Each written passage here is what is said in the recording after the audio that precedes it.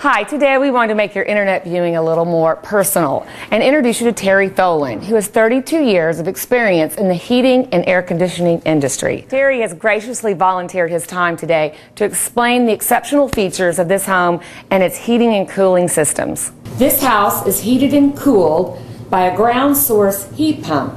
Can you explain to us what a ground source heat pump is and the advantages of an all-electric home? Diane, I'd be happy to. We built this house in 1993, and it is an all-electric home.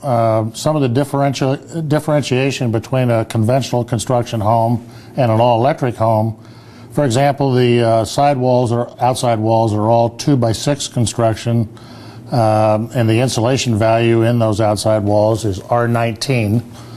R19 is probably 3 times as efficient as the insulation value in a 50 or 60-year-old house. It's at least twice as efficient as the insulation in a 25-year-old house. The insulation in the ceilings is R38, which is very efficient. The insulation in the attic is approximately 18 inches to 2 foot thick. When the house was under construction, all of the windows were caulked with foam insulation. Every crack that the insulation contractor could find was caulked with the foam insulation, and then the bats were placed in the walls, and the insulation in the attic was sprayed. A ground source heat pump is a highly efficient unit, but it's something that most people don't have any idea what it is or how it works. Let's start with what people are familiar with, which would be a gas furnace and a regular air conditioner. Most of you, if you think back, walking outside and walking past your condensing unit or air conditioner in the summer, you'll feel the hot air coming off of that air conditioner. Maybe you didn't think about it, but think about where did that hot air come from? Where did the heat come from? Well, where it came from was inside your house. Refrigeration, gas, has a physical property such that it can remove heat or it can add heat. Without getting into all the engineering principles involved in that, I'm sure you're familiar with the evaporative coil that sits on top of the furnace downstairs. That's what provides the cold air. And then the refrigerant gas takes the heat out of the home and transfers it to the outside. A heat pump is nothing more than an air conditioner with a reversing valve. And when the temperatures outside get to the point, down to the point where the thermostat in the house calls for heat, that reversing valve switches, and the outdoor unit becomes the cold, like the evaporative coil inside, and the indoor coil becomes the hot coil. It just reverses the air conditioning principles, all it does.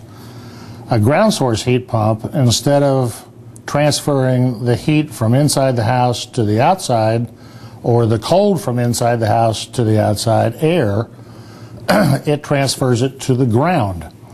In this home, when we were in construction, we drilled 5 holes in the front yard, 95 foot deep, down to bedrock.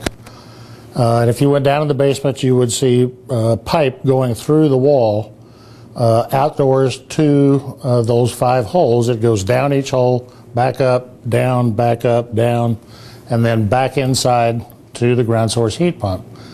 What that's doing is transferring the heat, if that happens to be the operation that the unit's in, to the ground outside. If you dig down 5 feet, you'll find that the ground temperature 5 feet down is a constant 52 degrees. So the unit is very efficient because it's transferring to a constant 52 degrees. It doesn't have to deal with the outside temperatures on an air-to-air system. It doesn't have to deal with sleet or ice or rain or electrical storms, so forth. The entire system is in the basement. There's nothing outside. The efficiency of this unit, even though it's 17 and a half years old, the industry rating is SEER, or Seasonal Energy Efficiency Ratio. The SEER of this system is between 19 and 20. The most efficient heating or air conditioning system that you can put in today, maybe 17 or 18. Probably most conventional units you'll find today are in the 15 to 16 category. So it's still more efficient than a conventional air-to-air forced air gas furnace and air conditioner sitting outside. What are the advantages that you could let us know about of a ground source heat pump versus a forced air gas furnace and a conventional air conditioner? The advantages of the ground source heat pump, number one, as I just said, it's highly efficient in the neighborhood of 19 to 20 SEER. The most you're going to get out of an air-to-air system is around 15 or 16. All the equipment is installed inside the house and is not subject to the outside weather conditions, sleet, snow, ice, temperature extremes, electrical storms, and so forth. The equipment just lasts a lot longer. In the 17 and a half years that we've lived in this house, we haven't spent over $1,500 in repair bills on that system. And that one repair was about a year and a half ago. That was replacing a direct current motor with an attendant solid state board, and that was expensive. That was about $1,200. So that part of the unit is only a little over a year old.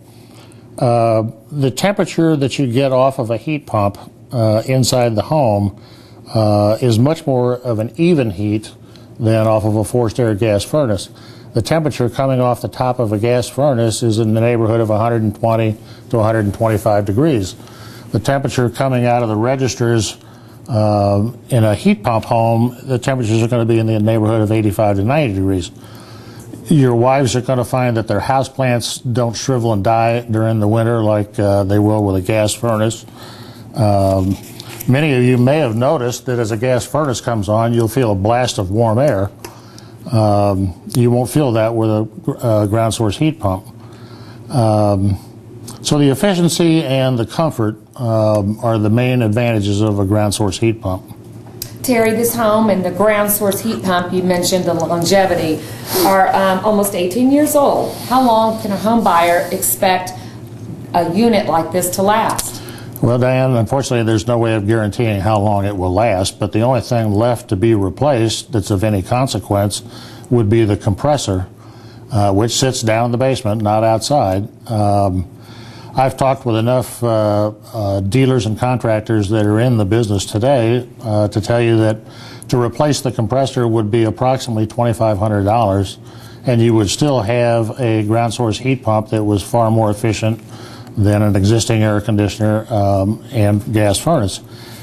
If you decided that you did not want to replace the condensing or replace the compressor, you could replace the entire unit with some of the newer ground source heat pumps that have SCERs or efficiency ratios in the high 20s, which is way beyond the ability of an air-to-air system. That would cost you probably in the neighborhood of $14,000.